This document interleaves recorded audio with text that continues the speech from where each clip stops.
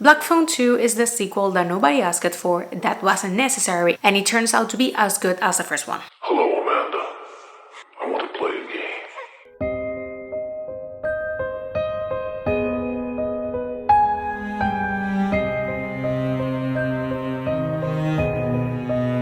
On today's video, I'm going to be giving my review with spoilers of Black Phone 2 that is currently available in theaters. And as a quick disclaimer, note that this video is going to contain major spoilers of the film. So if you don't want those but still want to know my opinion, on the description box down below, you're going to find the link of my spoiler-free review available on my website so that you can still know what I thought about this movie. So given that, let's get into the video. Directed by Scott Derrickson, Black Phone 2 follows Finn, now at 17, struggles with life after his captivity. His sister begins receiving calls in her dreams from the Black Phone and seeing disturbing visions of two boys being stalked in a winter camp known as Elfin Lake. The film is set 4 years after the events of the first film and follows Finn coping with the trauma that left his kidnapping and the fact that he kills the grabber. Meanwhile, his younger sister Gwen starts having terrifying visions of mutilated children and nightmares with a phone ring. She gets nightmares about these three boys that are on a frozen lake, and due to the details that she gets on her nightmares, they're able to pinpoint a winter youth camp that their mother actually attended back in the 50s, and they go there to investigate what all of this has to do with the grabber and those kids. They get trapped in the camp due to a winter storm, and they are the only ones there, next with Ernesto, that is the younger brother of Robin, that is one of the kids that died at the hands of the grabber on the first film, and the camp director and other employees. Gwen's nightmares get worse to the point that she is attacked in her nightmares by the grabber, and after she explaining everything to the adults, they realize that there is a bigger connection here. The grabber used to be part of the camp counselors back when Finn's and Gwen's mother was part of, and this is where he got his first victims, that are the three boys that Gwen saw in her nightmares. And what is happening is because the grabber's soul is in hell, the only thing that remains of him is the worst part of him. He wants revenge for what Finn did to him, so now he wants to kill Gwen. But thanks to Gwen's abilities, they realize that what they need to do is to find the bodies of these boys in order to take away the power of the grabber, and that way they're going to defeat him. The grabber makes that task almost impossible, but they are able to do it. But in the process,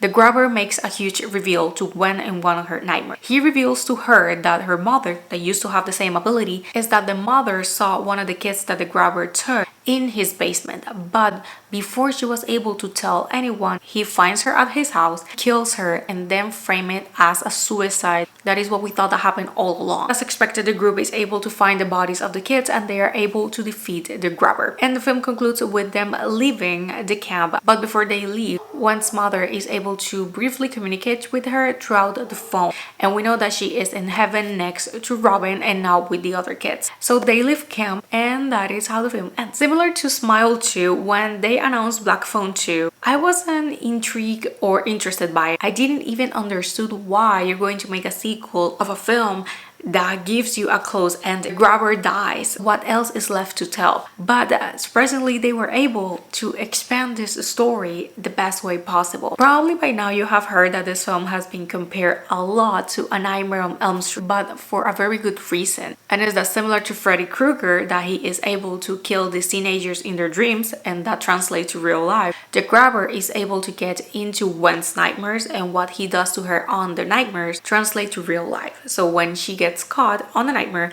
she gets caught in real life. If she gets thrown into a wall, that happens, she gets thrown in real life. So now we have a new version, if we can say, of Freddy Krueger, but instead of trying to mimic and copy every single aspect of this iconic character, here they're making their own thing, and they are not trying to replicate Freddy Krueger, which I believe that is one of the strongest points of this movie. Yes, this movie takes inspiration of the 70s, 80s horror. We have some similar aspects to Friday the 13th, so it's easy to spot which films could have served as inspiration for this film. But the good thing is that that is what they are, inspiration. They are not trying to make a copy. This film feels original, just like with the first film.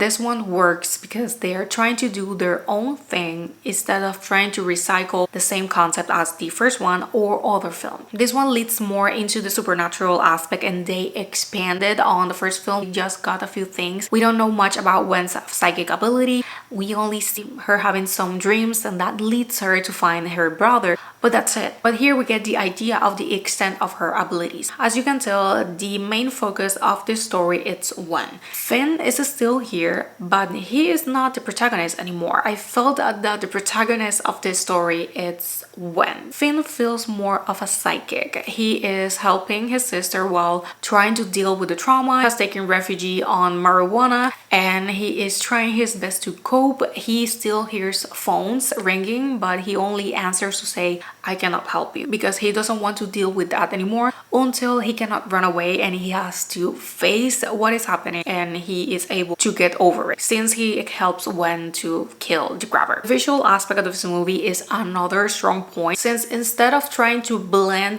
the nightmare sequence with reality to confuse you, here you know when the nightmare is happening and when we are in real life, and you're going to tell right away, because there are films just like Nightmare on Elm Street, they're going to trick you because you don't really know when they are actually asleep and when they are awake. But here they make extremely clear when oh my god, when is awake and when she is asleep. So that is a detail that I really like it, because although I don't mind being tricked by the film into what is real and what is not, I still like it that they decided to do things a little bit different. Similar to the first film, the kids, they are fantastic, but once again, the one that takes the spotlight is Ethan Hawke. He is amazing as the grabber, and we have him the majority of the time with mask. We don't really see his full face, only a brief moment, but he is still creepy. He is intimidating. His presence, you can really feel it, and although he doesn't really appear that much, when he is on the screen, you cannot stop looking at him. He is a great actor. The grabber, he was the perfect choice. And here, he's more creepy because he's also more violent. Here, we have him in his full force. He is willing to do whatever he needs to do to get his revenge. I really like it that they decided to add more blood to this one. We get to see the boys, a little bit of how they died, some details, and they were creepy but very good ones. There's a specific one with a window and like kind of slices the head that looked great, and when we get that final fight sequence, it was intense, but I really like it. The atmosphere of the film is intense, mostly because of the film, I don't find it to be predictable. For me at least, when a film is predictable, it's harder to get into it because you just know what is going to happen, so whatever they're trying to do is not going to be as effective. The explanations that we got, I wasn't expecting that at all. The whole deal of the mother. We get a little bit of the backstory of the grabber. We get his name and where he got his first victims, and that is all we get of him, and I think that is more than okay, because I feel that it comes to a point that you don't need to tell me everything. Sometimes over explaining things, they can take away a little bit from that sense of mystery, but I appreciate that we got something, because when I saw Black Phone,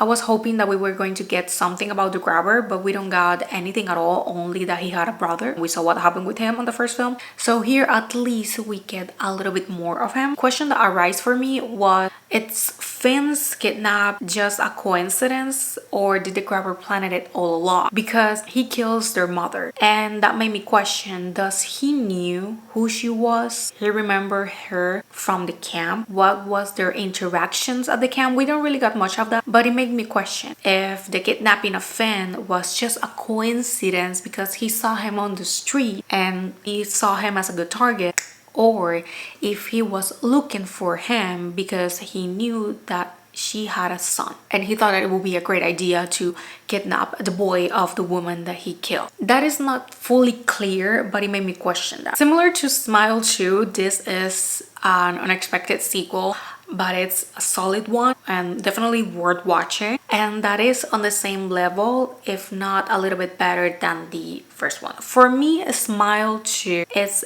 better than Smile. I am not a fan of Smile, but I love it Smile 2. And I love it Black Phone, but I like it this one equally. I really enjoyed this one. I didn't have high expectations until I saw the first reviews where they start saying how the concept was going and that it was worth watching and how it was original enough to give this a chance. And that is when my expectations got a little bit higher and they were fulfilled. I am happy that this wasn't a sequel that they were just trying to do because of money, since sometimes sequels are made just because of that and they don't make any sense. Yes, I am looking at you, Friday the 13th Part 2. Black Phone 2 doesn't do that. The things that are added and the way that it connects, it makes sense. And the right thing to do was to follow a different path rather than trying to replicate what we saw on the first film. So I really like it that they decided to go with a supernatural aspect that wasn't developed on the first film, and for me it works perfectly. On a general note, this is indeed worth watching. Yes, it is as good as they're saying. If you liked the first one, high chances you're going to enjoy this one, and if you didn't, I will say give this one a chance. Maybe you're going to enjoy this one a little bit more. Acting is great, visual aspect is great, the sound great, the practical effects in the blood, it's phenomenal. Ethan Hawke has done it again. He is magnificent. Plot is good, it's not boring, is not predictable.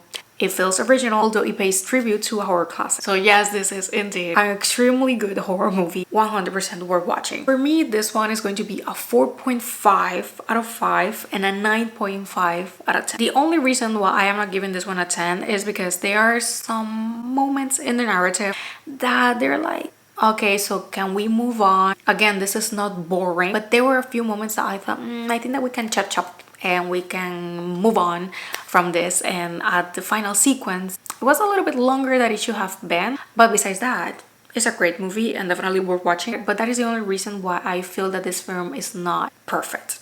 It's just because of those little details, but this is still a 4.5 out of 5 and a 9.5 out of 10. But with this, I have ended this video. Thank you so much for watching. Let me know down below your thoughts about this movie, and I'm going to see you guys on my next video. Bye!